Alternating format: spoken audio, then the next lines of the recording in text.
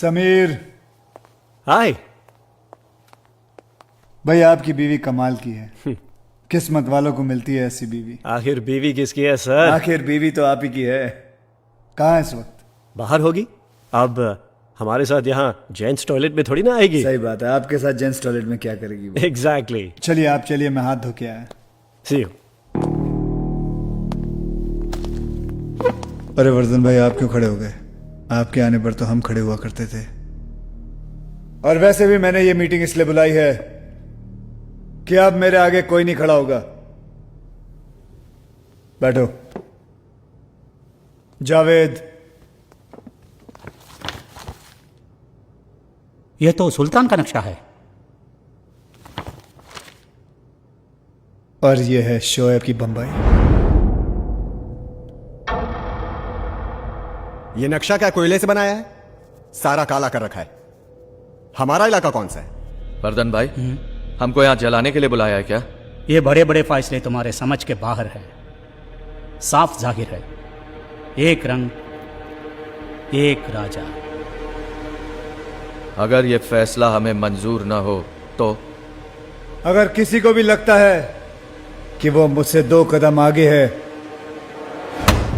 तो ये रही बंबई, चढ़ा लो इस पे अपना रंग। लेकिन एक बात याद रखना, जितने मेरे खिलाफ खड़े हुए हैं वो साले कब्र में पैर फैला के लेटे हुए हैं। सुल्तान के बाद अगर बंबई पे कोई राज कर सकता है वो है सिर्फ शोएब। अरे सुल्तान ने शहर के 5 हिस्से किए थे। सुल्तान बहुत अच्छा आदमी था। मुझे अच्छा बनने का कोई शौक नहीं है। सुना है ऊपर वाला अच्छे लोगों को बहुत जल्द अपने पास बुला लेता है। मुझे तो लगता है इसका जन्मदिन भी नहीं है।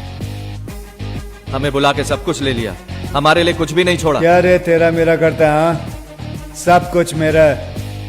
पर ऐसा नहीं कि तुम लोगों को अपना हिस्सा नहीं मिलेगा, जरूर मिलेगा। तुम्हारे सारे धंधों का हिसाब आज से हम रखेंगे, पर किसी का हक नहीं मारेंगे। बाकी की जिंदगी इज्जत और आराम से कटेगी। जितना कमाते हो उससे ज्यादा ही मिलेगा। वर्धन भाई, ये रावल कहाँ है? मैं समझा दूंगा उसे, वो तुम्हारे खिलाफ नहीं जाएगा। रावल मान गया तो ठीक है, वरना गलत काम तो मैं बचपन से करते आ रहा हूं।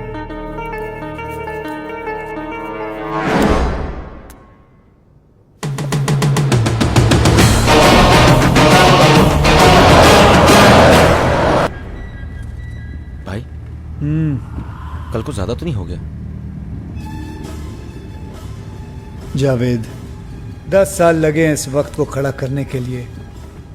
इतनी पावर और पैसा जमा करने के लिए कि कोई सामने चू करने से पहले 2 बार सोचेगा।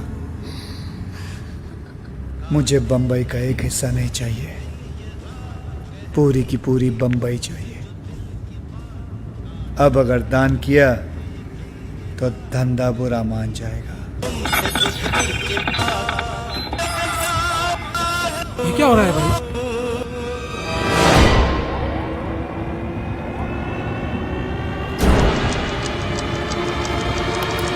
गाड़ी रोको, गाड़ी बाहर निकलो सब लोग, जल्दी।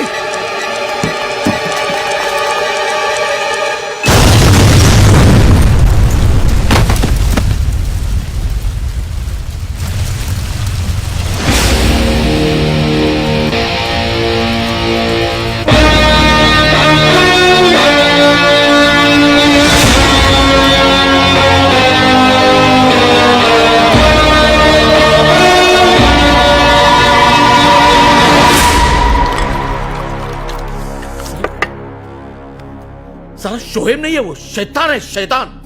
साला बम से भी नहीं मरा। अब गांव जाओ, भेस बदलो, बुर्का पहनो, मंदिर के बाहर भिखारी बन के बैठ जाओ, लेकिन पकड़े मत चला। हाँ, अगर अपना एक भी आदमी पकड़ा गया ना तो हमारे घर में सिर्फ औरतें बचेगी, बस औरतें। Relax. What relax? Relax darling, तुम बेकार ही डर रहे हो। और शोएब के कितने दुश्मन हैं? और बॉम्ब पर तुम्हारा नाम थोड़ी ना लिखा था। उसे कैसे पता चलेगा कि हमले के पीछे तुम ही हो? यह कमीनी हरकत रावल के अलावा कोई कर ही नहीं सकता। लेकिन वो साला ये भूल गया है कि जो खेल उसने शुरू किया है खत्म मैं ही करूंगा। वो आपके बंबई में नहीं होने का फायदा उठा रहा है। उसे लगता है वो वहां पे महफूज है। मच्छर जिसका खून पीता है साला मरता भी उसी के हाथों है। पर उसके लिए मच्छर का हाथ में आना भी जरूरी है। जावेद, बंबई की ऐसी कोई चीज नहीं है जो शोएब के पहुंच के बाहर हो। क्या मतलब? मतलब ये कि बहुत दिनों बाद बंबई ने मुझे अपनी बाहों में बुलाया है। अब देखना यह है